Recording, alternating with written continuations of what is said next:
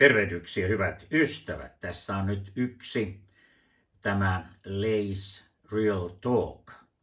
Hän on kiinalainen ja hänellä on valtavan tärkeitä yhteyksiä Kiinaan ja materiaalia. Näitä on siis monia muitakin kanavia, mutta kun sitä on nyt koko ajan kyselty, niin että mistä ne lähteet, niin täältä Lei's Real Talkista löydätte ja vaikka kuinka monta sellaista, jossa siis on ihan tarkkaan tästä Kiinan tilanteesta selitetty. Siellä on ihmisten ottamia kännykkäkamerakuvia, missä ihmisiä hakataan, piestään, retuutetaan. Ja siellä on kuvia, missä ammutaan ja kuvia, missä nämä sota-armeijan osastot vyöryvät sinne Pekingiin. Eihän paraatijoukot ovat laitamilla. He eivät ole yleensä koskaan siellä niin kuin monta päivää, kun sä aloitet jo kuukautta ennen tämä harjoitukset. Ja joka puolella on sotilaita ja heillä on kovat piipussa. Ja tämmöistä ei ole koskaan ennen nähty. Mutta nyt annetaan Lei's Real Talk puhua. Hän saa puhua siinä, hän puhuu englanniksi. Ja mä en häiritse nyt sitä, koska te voitte keskittyä seuraamaan. Sitten voidaan erikseen, että mä vaikka käännän sitä tekstiä, jos vaan tässä jossain välissä kerkeää. Ja nyt annetaan Leilan puhua, joka on siis Kiinan asiantuntija ja hänellä on tuoreimmat tiedot nyt olemassa. Jotka osaatte englantia, niin ei ole vaiva, vaan helppo seurata. Hän puhuu varsin hyvää englantia. Lähdetäänpä liikkeelle. Now let's talk about General Zhang and the parade preparation in Beijing, because it doesn't look normal at all. I mean, in fact, Beijing, the capital city, has been anything but normal lately. After the first rehearsal on August the 9th, the second one was staged on August the 16th, running from 5:30 p.m. all the way till the 3:30 the next morning, with some 40,000 personnel involved. And then the second drill covered an even wider area, disrupting daily life on a massive scale. Shops closed early, soldiers guarded intersections and overpasses, and residents filmed a long convoy of tanks and armored vehicles rumbling into the city, day and night. And one video went viral. This video shows rows of tanks were blocked at an intersection by buses parked across the road. So people are saying, was it just poor planning? Or was it intentional? Some suggest this bizarre scene reflected deep divisions at the very top. They don't want to have an open fight on the streets, so buses may have been used as a last-ditch effort to stop the tanks from advancing. The fact that someone dared to block the army speaks volumes. There must be real disagreements or even open confrontation inside the system. But this year's parade preparation are unlike anything in the past. No previous parade involved live ammunition inside the capital. Absolute not. But this time, reports say Zhongshan Park, right outside the Forbidden City, has been stocked with weapons and armor. So military camps have sprung up in downtown Beijing and in these parks. And they've seen tanks and armored vehicles parked across the city. And in earlier years, these defenses were always staged on the outskirts. They're not in the city. Now the sight of live weapons in the very heart of the capital has left residents asking, is this really parade preparation or a soft coup disguised as one? And you probably remember that I told you the unit deployed in Beijing is the 82nd Group Army, formerly the Elite 38th Army. The presence of the 82nd Army around the capital has fueled intense speculation because this army has always been a trump card in CCP power struggles. Based in Baoding, it belongs to the Central Theater Command, the strongest of China's 5 theaters. Today, the 82nd Army numbers about 86,000 troops, and its predecessor, it used to be the 38th Army.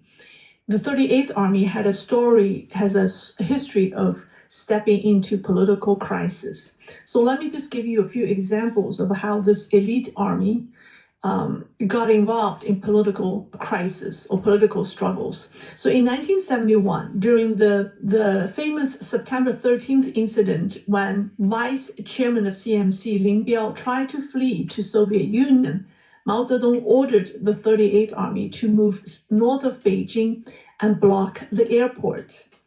And Lin's plane eventually crashed in Mongolia, quite possibly brought down by a missile. And in 1989, the 38th was one of the units sent to enforce martial law in Beijing, but its commander, General Xu Qingxian, refused to obey the order. And for that act of defiance, he was sentenced to 5 years in prison. In 2012, during the standoff between Hu Jintao and Jiang Zemin, Hu's camp deployed the 38th Army into Beijing to confront Jiang Zemin's ally, Zhou Yongkang. And in 2015, Zhang Youxia helped Xi Jinping by moving the 38th Army into Zhongnanhai, disarming the Central Security Bureau and removing its chief, Cao Qing, replacing him with men loyal to Xi Jinping.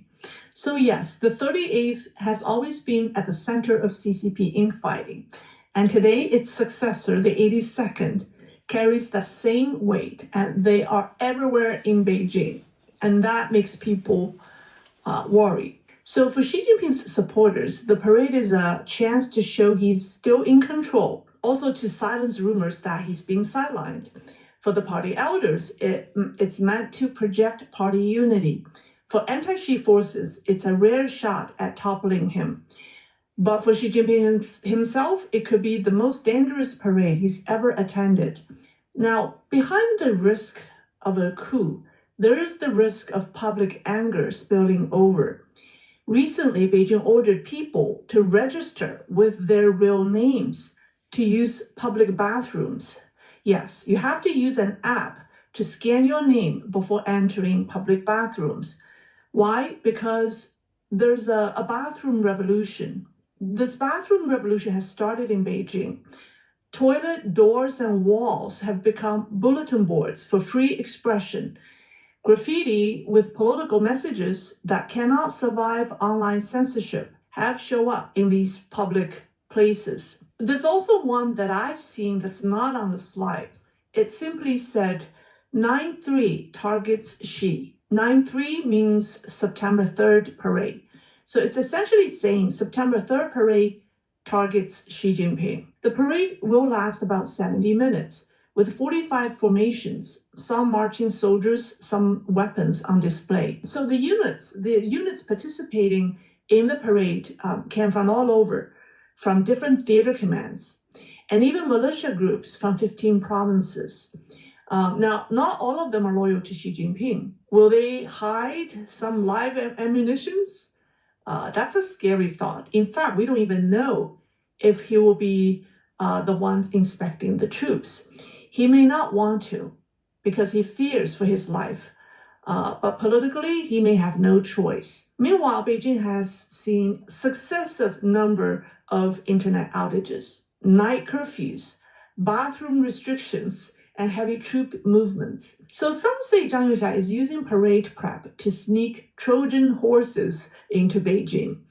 And then there was a chilling line from the parade leader of Zhang Youxia's elite 82nd Group Army. His name is Ding. He said that we are prepared to transition from parade mode into combat mode. Okay, I mean, on the surface, it sounds like he was proud of his unit, their ability, right? Because after all, a military parade is to show off their military capability. But the underlying message, seriously, is a warning to Xi Jinping. And this is being uttered by the man who heads the most formidable unit, the 82nd Group Army, which is under control of Zhang Youxia, which is the elite CCP troops. So here's the big question. Will Xi Jinping actually dare to inspect the troops? Or will something happen during the parade itself? Insiders say the parade command already drew up contingency plans. So they came up with 3 scenarios. Scenario number 1 is that Xi Jinping presides over the parade, gives the speech, reviews the troops. His propaganda teams are working nonstop to push this version. Scenario number 2 is if Xi Jinping falters, Zhang Youxia takes over. He will inspect the troops. So if he takes the stage, it screams one thing: coup. And there's a thing, scenario number 3. It's that neither Xi Jinping nor Zhang Youxia does it. That's when this chief of staff Liu Zhenli, General Liu Zhenli, steps in. That's if both Zhang Youxia and Xi Jinping are stuck in a conflict. He doesn't steal the spotlight. He doesn't spark any succession talk. He is someone that the PRA can accept, so he is a safe option. But here's the irony. None of these options fix the problem. If Xi Jinping appears, he's a target. If nothing happens, he still risks looking weak. If Zhang Youxia appears, it's open rebellion. If Liu Zhenli appears, it means the first two couldn't even agree on the parade. And there's even talk of a 4th scenario. That's a strange one. It says that all 4 remaining CMC members, that's Xi Jinping, Zhang Youxia, Liu Zhenli, and Zhang Shiming, all appear together in a group inspection. They may have Xi Jinping ride in the first car, and they have the other 3 generals ride in cars behind him. To the outside world, it wouldn't look like unity. I mean, although it shows up as a group, but it looks kind of weird. It doesn't look like a unity at all. It may look like Xi Jinping being restrained by the military. And behind the scenes, it's said that morale is low. Officers say the hardest part of rehearsals isn't marching or maneuvers, it's shouting slogans. Troops sound weak, off rhythm, unmotivated. So there have been talks about just playing a recording and have the soldiers lip syncing. This parade is supposed to show strength, but instead it may just expose how fragile the PLA and Xi Jinping's grip on power really is.